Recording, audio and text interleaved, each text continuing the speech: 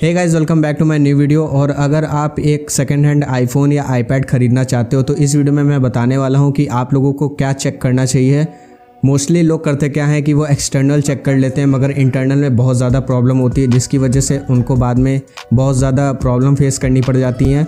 तो इस वीडियो में हम लोग बात करने वाले हैं कि आप लोग ऐसी कौन सी चीज़ें हैं जो चेक कर सकते हैं एक सेकंड हैंड आईफोन लेने से पहले, जिससे आपको बाद में प्रॉब्लम ना हो। क्योंकि मैंने बहुत लोगों को देखा है कि वो आईफोन तो ले लेते हैं, उसके बाद में उनको काफ़ी ज़्यादा प्रॉब्लम होती है। तो चलिए वीडियो को स्टार्ट करते हैं।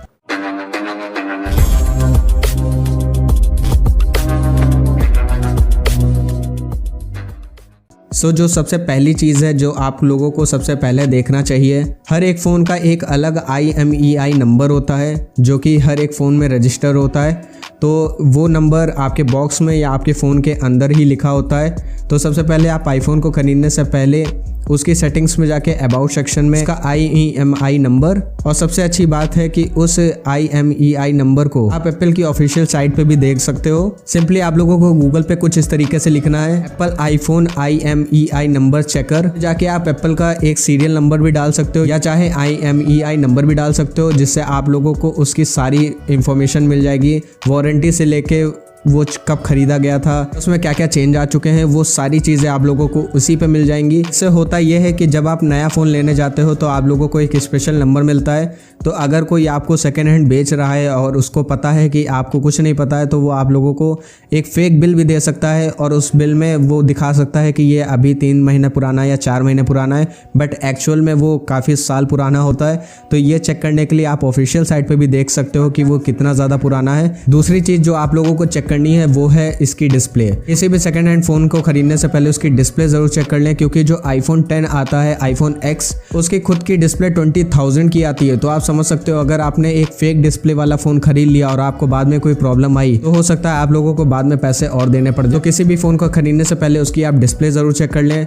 मैं आप लोगों को एक इसमें सिंपल टिप बताने वाला हूँ। सबसे पहले तो आप किसी भी फ़ोन को ख़रीदने से पहले ही आईफोन हो या आईपैड, उसकी ब्राइटनेस फुल कर लें और आप आउटडोर लाइट में जाएं। फॉर एग्जांपल सनलाइट में जब आप उस फ़ोन को देखेंगे तो उसकी स्क्रीन आप लोगों को चुभेगी नहीं, बल्कि आप लोगों को सब कुछ क्लियर दिखेगा। अगर सब कुछ क्लियर दिख रहा है तो आप समझ जाइएगा कि वो ओरिजिनल स्क्रीन है।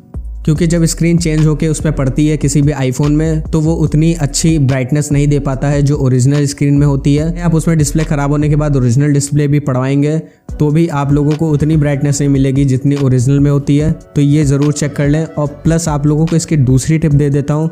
अगर आप आईफोन X के बाद से भी कोई फ़ोन देखते हो, फॉर एग्जांपल आईफोन 10 के बाद जितने भी फ़ोन आते हैं उनमें एक ऑप्शन आता है, जब आप ब्राइटनेस पे क्लिक करेंगे तो वहाँ पे एक ऑप्शन आता है ट्रू टोन का। अगर ट्रू टोन का ऑप्शन आ रहा है तो आप समझ जाइए कि वो ओरिजिनल डिस्प्ले है। अगर आपके ट्रू टोन का ऑप्शन नहीं आ रहा है तो समझ जाइए कि उसकी स्क्रीन चेंज हो चुकी है। सबसे बेसिक और सबसे सिंपल फंडा है अगर आप लोगों को चेक करना है कि ये स्क्रीन लोकल है या ओरिजिनल।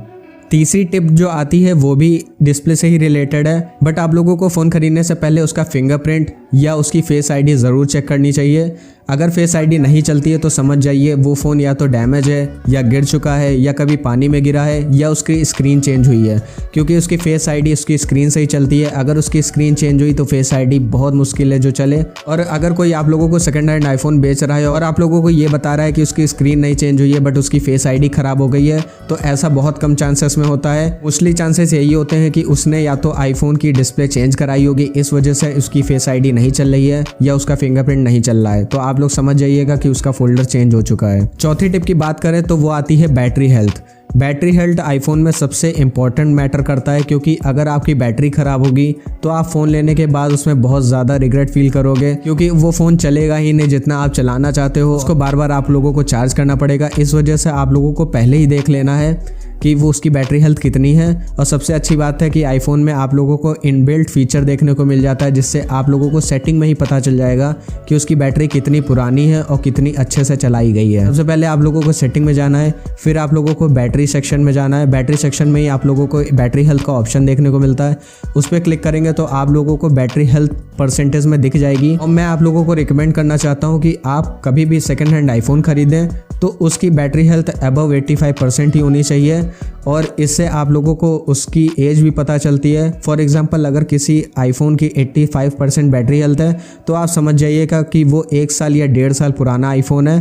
फॉर एग्जांपल कोई आपको सेलर आपको कोई भी आईफोन बेचता है और ये कहता है कि ये 3 महीने पुराना है, उसकी बैटरी हेल्थ कम है, तो आप समझ जाइएगा कि वो आप लोगों को चूना लगाने वाला है। सो जो सबसे लास्ट टिप है मैं आप लोगों को जो बताना चाहता हूँ वो है कि आप लोगों को किसी भी आईफोन को ख़रीदने से पहले, चाहे वो आईफोन हो चाहे आईपैड, उसमें ये देख लेना है कि वो iCloud लॉक ना हो, क्योंकि अगर वो iCloud लॉक हुआ तो आप लोग अगर उस फ़ोन को ख़रीदते हो तो उसमें आप कोई भी काम नहीं कर पाओगे, वो एक तरीके का डिब्बा ही बन के रह जाएगा और कोई भी सेलर आप लोगों को आसानी से बेवकूफ़ बना सकता है iCloud को लेकर।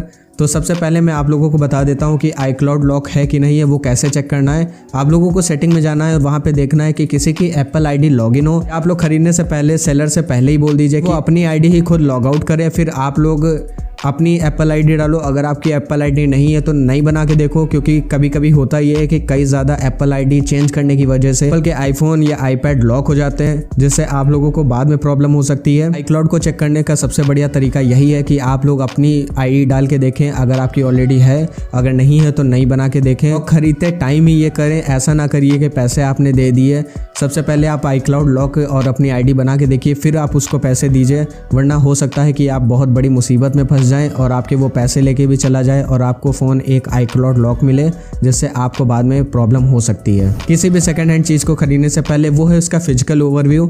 इंटरनल्स के साथ साथ फिजिकल भी देखा जाता है, क्योंकि फिजिकल ओवरव्यू से भी उस फ़ोन की वैल्यू बढ़ या कम हो सकती है। अगर फ़ोन में ज़्यादा स्क्रैचेस हैं तो हो सकता है उसकी वैल्यू कम हो जाए, अगर फ़ोन बिल्कुल नए कंडीशन में है तो उसकी वैल्यू बढ़ जाए। क्योंकि ओवरव्यू के साथ साथ उसके सारे बटन चेक करिए। फॉर एग्जांपल वॉल्यूम लॉकर्स को चेक करिए, म्यूज़िक चलाइए और उसमें अप एंड डाउन करके देखिए, वॉल्यूम करके, और पावर ऑन ऑफ करके देखिए। शट डाउन ज़रूर करिएगा एक बार फ़ोन को और ऑन करिएगा। पासवर्ड ज़रूर पूछिएगा अपने किसी भी सेलर से जिससे आप आईफोन ख़रीदना चाहते हो। तो इस वीडियो पे सबसे ज़्यादा मेरे से यही क्वेश्चन पूछा गया था कि एक आईफोन ख़रीदने से पहले क्या क्या चीज़ें चेक करनी चाहिए। तो ये वीडियो उन्हीं लोगों के लिए है जो आईफोन ख़रीदना चाहते हैं या आईपैड लेना चाहते हैं सेकेंड हैंड।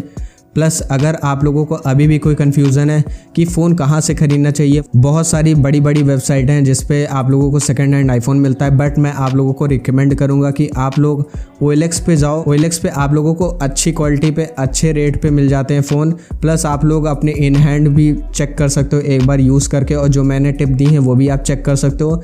फॉर एग्जांपल अगर आपने किसी भी बड़ी वेबसाइट से मंगाया, जो रिफर्बिश्ड होते हैं या सेकंड हैंड आईफोन के डीलर होते हैं, वो लोग आप लोगों को किसी भी तरीके का फ़ोन बेच सकते हैं। और अगर आप स्टोर से बहुत ज़्यादा दूर हो, सेकंड हैंड भेजा है उन्होंने, तो हो सकता है वो आप लोगों को प्रॉब्लम करे। अगर उसमें कोई भी चीज़ ख़राब होगी तो एक्सचेंज ना करें। तो मैं आप लोगों को यही रिकमेंड करूंगा कि आप लोग OLX पे जाओ। OLX पे कई सारे डील मिल जाते हैं आप लोगों को। अगर उस शहर में नहीं मिल रहा है आप लोगों को वो वाला फ़ोन, तो हो सकता है आप थोड़ी दूर पे देखो, 50 किलोमीटर्स अवे फ्रॉम देखो अपने घर के, तो वहाँ शायद आप लोगों को मिल जाए। तो शायद आप लोग समझ गए होंगे कि एक आईफोन ख़रीदने से पहले आप लोगों को क्या क्या चेक करना चाहिए। तो अगर ये वीडियो अच्छी लगी हो तो इस वीडियो को लाइक ज़रूर कर देना और प्लीज़ चैनल को सब्सक्राइब कर लीजिए। चैनल बहुत ज़्यादा छोटा है, आप लोगों की सपोर्ट की ज़रूरत है। तो मिलते हैं नेक्स्ट वीडियो में, तब तक के लिए टेक केयर, बाय बाय।